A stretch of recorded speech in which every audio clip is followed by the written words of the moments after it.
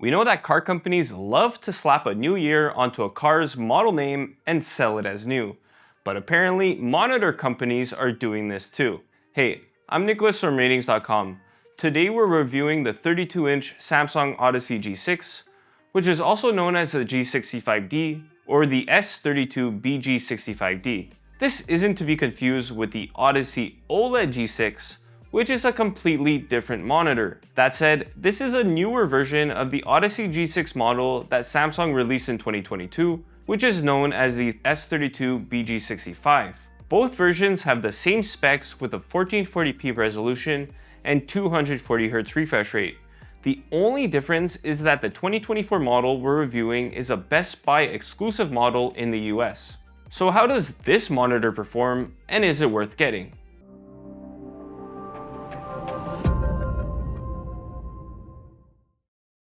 Before we get into the performance, we'll have a quick peek at the design. It's pretty heavy on the gaming aesthetic. It has an aggressive 1000R curve, and it's all plastic. There's even some RGB lighting on the bottom bezel and on the back. Besides that, it's well made without any obvious issues. But the biggest downside is that it wobbles easily, so it's best to place it on a stable desk. Staying with the stand, it offers excellent ergonomics as you can adjust it in a number of ways. There's also a clip for basic cable management. While we're in the back, let's talk about the inputs. It's pretty typical with the DisplayPort 1.4 input and two HDMI 2.1 bandwidth ports. It also features two USB-A's to connect your devices and a USB-B port for pass-through to your computer. It does have an Ethernet port, which is useful if your computer doesn't have one and you prefer a wired connection. You can also use this to connect to the internet on the monitor's built-in Tizen Smart platform, but you could connect using Wi-Fi too. Your choice. This is the same smart system that Samsung uses on their TVs, and it allows you to stream content without using your PC. Because of this, it comes with a remote to navigate through the smart system and change settings. It has a mic for voice control too. Okay, now we can talk about its performance, and we'll start with the picture quality. First off, it displays deep blacks next to bright highlights, which is great for watching content in dark rooms. However, it has a terrible edge-lit local dimming feature that fails to improve the picture quality in dark scenes. It only has 8 dimming zones, so any small, bright object against a dark background causes the entire zone to light up. This is pretty distracting, but most content causes all the zones to be on anyways, so it's ineffective. On the other hand, this monitor is a great choice if you want to use it in a bright room. It easily gets bright enough to fight glare. While there's some changes in brightness between content, it isn't distracting. Its reflection handling is also decent enough that you could properly see the screen in most well-lit rooms, but the reflections are too bothersome if you put the monitor opposite a sunny window. We know that it gets bright in SDR, and it also maintains this high brightness in HDR, but because of its local dimming feature, highlights don't truly pop against the rest of the image, especially against a dark background. Luckily, the PQ EOTF tracking is good for the most part, and because there's a sharp cutoff at the peak brightness, it lets highlights get the brightest they can. Keeping on the topic of HDR, it displays a wide range of colors, especially in the common DCI-P3 color space. However, it has more limited coverage of the Rec 2020 color space, and some colors are off too. While it displays dark colors well, it struggles to make bright colors look vivid, so they're muted.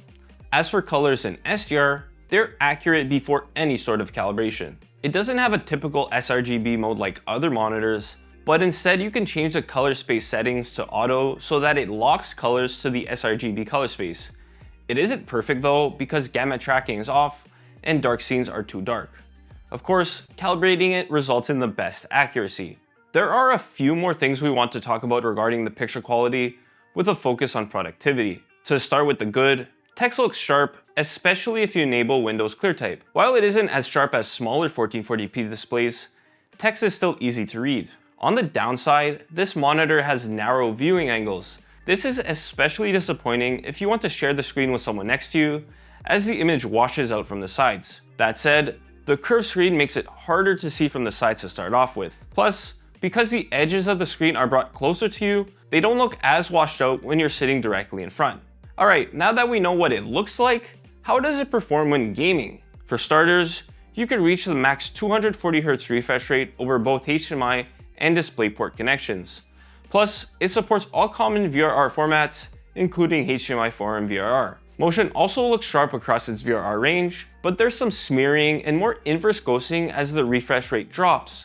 There's a backlight strobing feature to try to reduce persistence blur at low refresh rates, but it doesn't help much. It only flickers at 60 Hz and it causes image duplication. Overall, Motion actually looks the best if you start at a high refresh rate and use VRR as the refresh rate drops. It looks worse if you connect to the monitor with a low refresh rate signal, like at 60 Hz or 120 Hz. There's more smearing and ghosting like this, which is disappointing for playing console games. Speaking of which, it works well with the PS5 and Xbox Series X or S, as it supports 1440p signals up to 120 Hz.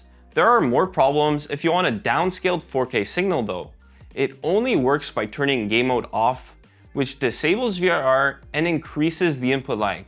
The only real benefit of doing this is if you want HDR on the Xbox to watch content, because that console only supports HDR with 4K signals. Luckily, whether you're gaming from a console or PC, the monitor feels responsive thanks to its low input lag at any refresh rate. There's one last downside we need to talk about for gaming. It has distracting VRR flicker with changing frame rates.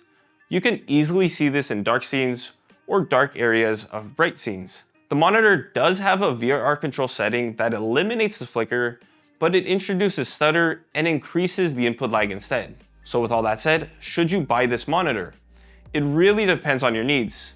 It's something to consider if you want a high refresh rate, but don't need the highest resolution. While it's good for gaming thanks to its HDMI 2.1 bandwidth, low input lag, and good enough motion handling, there's nothing that really stands out about it. Its terrible local dimming feature limits the picture quality, and the curved screen may not be for everyone. You also need to think about the fact that it's only available at Best Buy. If you can't find it there, you can also look for the 2022 model at other retailers. It performs similarly and is still available for around the same price. That said, this monitor is on the pricey side compared to the competition. There are other options you could get with better value. One of those is the LG 27GR83QB, which is another 1440p 240Hz gaming monitor. It has many of the same features and there's less smearing with fast moving objects.